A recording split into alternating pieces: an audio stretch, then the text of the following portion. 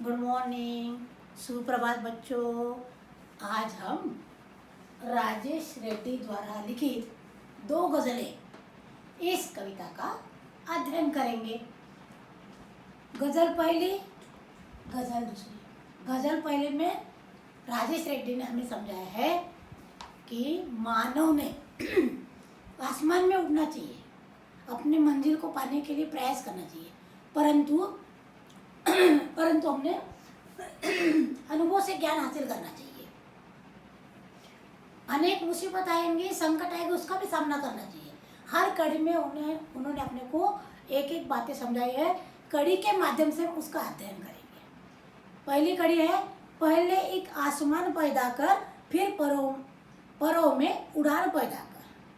पर यानी पंख, पक्षी पंखों के सहारे आसमान में उड़ता है, परंतु आसमान में उड़ने के लिए उसको पंखों में शक्ति लाना पड़ता है और खुद की मंजिल तय करना पड़ती है। आप भी 10वीं कक्षा में हो, अभी आपके जीवन में आपको आगे बढ़ना है, आपकी मंजिल आपको पाना है। इसीलिए पहले आपको आसमान यानी आपकी मंजिल तय करना है कि मुझे किस मंजिल की ओर जाना है। उस मंजिल की ओर जाने के लिए मुझे अपने पंखों में किस प्रकार की शक्ति भरना है, किस प्रकार का मतलब हौसला बनाना है। अपनी आंखों से जिंदगी को पढ़, अपने अनुभव से ज्ञान पैदा कर। राजेश रेड्डी कहते हैं कि अपने आंखों से जिंदगी पढ़ यानी खुद का अनुभव ले, अनुभव के माध्यम से ज्ञान प्राप्त कर। किसी की बीती बताए या किसी ने कही बातें न सुनते हुए मंजिल की तरफ बढ़ते समय खुद निश्चय करो, खुद ज्ञान का अनुभव लो और फिर आगे बढ़ो। किसी ने कुछ कह दिया, हम हिम्मत टूट जाते हैं, हम हिम्मत हार जाते हैं और मंजिल के पहले, आसमान में उड़ने के पहले हमारे पर टूट जाते हैं। ऐसा कभी न हो। इसीलिए राजेश रेड्डी कहते हैं कि अनुभव से ज्ञान हासिल कर। तीसरी कड़ी में उन्होंने कहा है, सब्र के पेड़ पर लगेंगे फल, सोच में इत्मीनान पैदा कर। राजेश रेड्डी कहते हैं कि जब तू आसमान में उड़ेगा तब तुझे बहुत कठिनाइयों का सामना करना पड़ेगा, बहुत संकटों का सामना करना पड़ेगा, परंतु उसके लिए तेरे विचार में सब्र होना चाहिए, धैर्य होना चाहिए, हिम्मत होना चाहिए। आने वाली मुसीबतों का सामना करने का मन में निश्चय होना चाहिए कि ये मुसीबत मेरे जीवन में आने वाली है, फिर भी इन मुसीबतों को पार करते हुए ही मुझे अपने मंजिल को पाना ही है, मुझे आसमान में उड़ना ही है। यह हमने निश्चय करना चाहिए, निश्चित कर लेना चाहिए, पक्का कर लेना चाहिए और इसके लिए खुद का अनुभव खुद लेना चाहिए, किसी के कहने पर हमें नहीं जाना चाहिए।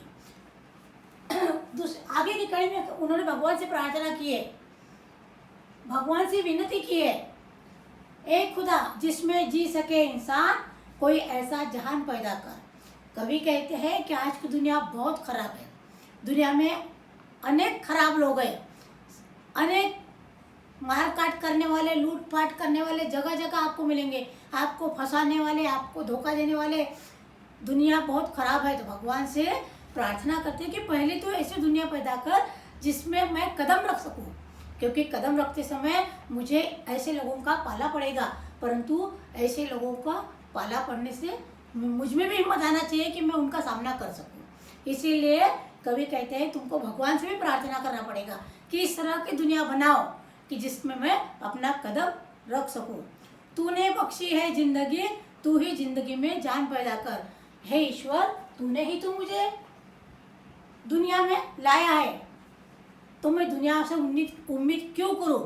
दुनिया से उम्मीद करना व्यर्थ है, क्योंकि दुनिया में स्वार्थी लोग बहुत है, दुनिया में अपने को फंसाने वाले लोग हैं। इसीलिए मैं अपनी ज़िंदगी में जान पैदा कर सकूं, अपने ज़िंदगी को उचित राह पर ले जा सकूं, ऐसी ज़िंदगी तू मुझे दे, क्योंकि दुनिया में लोग मुझे फंसाएंगे। छोड़ दुनिया से छाव की उम्मीद, खुद में एक साहिबान पैदा कर। कवि कहते हैं कि दुनिया से उम्मीद करना व्यर्थ है, कि दुनिया तुझे कुछ देगी या दुनिया तुझे मदद करेगी, इस प्रकार की उम्मीद करना व्यर्थ है, क्योंकि आज दुनिया में बहुत लोग स्वार्थी हो गए।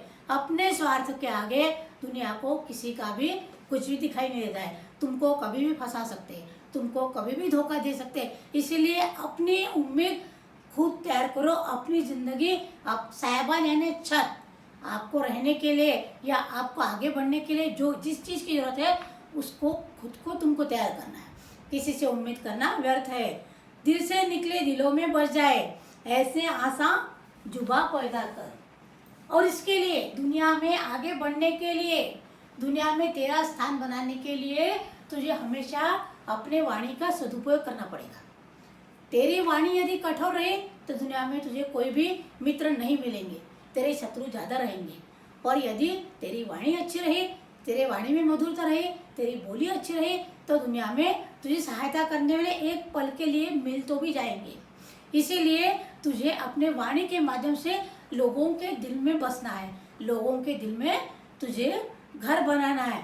इस प्रकार पहली गजल में राजेश सेठ जी ने हमें संदेश दिया है कि खुद की मंजिल पाना है, खुद को प्रयास करना है।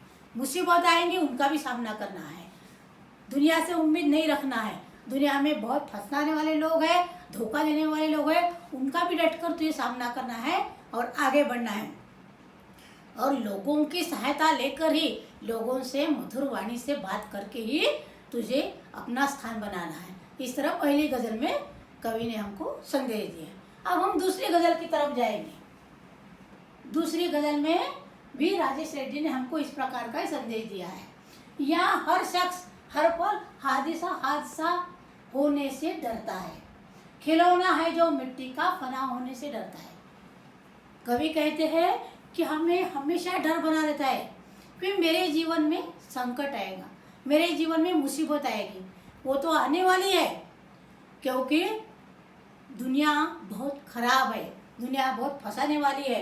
परंतु दुनिया में हादसा होगा इसीलिए हमने आगे बढ़ना नहीं, ये तो व्यर्थ है, ये तो मूर्खता है। हादसा होने ही वाला है। खिलौना है जो मिट्टी का, हम क्या खिलौना है मिट्टी का कि टूट जाने से, फूट जाने से हम नष्ट हो जाएंगे? नष्ट होना ही है हमको, परंतु हमने उस हादसे का डटकर सामना करना है। मेरे दिल के कोने में एक मासूम सा बच्चा बड़ों के देखकर दुनिया बड़ा होने से डरता है। हम दुनिया में बाहर कदम रखते हैं, बचपन में हम माँ बाप के साए में रहते हैं, हम सदैव उनके उंगली को पकड़कर चलते हैं। परंतु जैसे ही हम बड़े होते हैं, जैसे आप पहले स्कूल में आए, माँ बाप छोड़ने आते थे, आप रोते थे, फिर धीरे धीरे आपको आदत लग गई, आप खुद होकर स्कूल में आने लगे, रोना बंद किया। उसी प्रकार हम दुनिया में कदम रखते हैं तो हादसा तो होता है, फंसाने वाले लोग तो मिलते हैं, परंतु जो हमारे दिल में मासूम बच्चा इन्हें जो डर बैठा रहता है उसको हमने क्या करना चाहिए? निकाल देना चाहिए। बड़ों को देखकर दुनिया बड़ा होने से इसीलिए दुनिया फंसाती है, इसीलिए हमने बड़ा नहीं होना, ये तो मूर्खता है। दुनिया में बड़ा होना ही पड़ता है।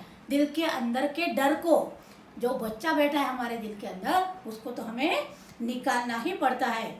ना बस में जिंदगी इसके,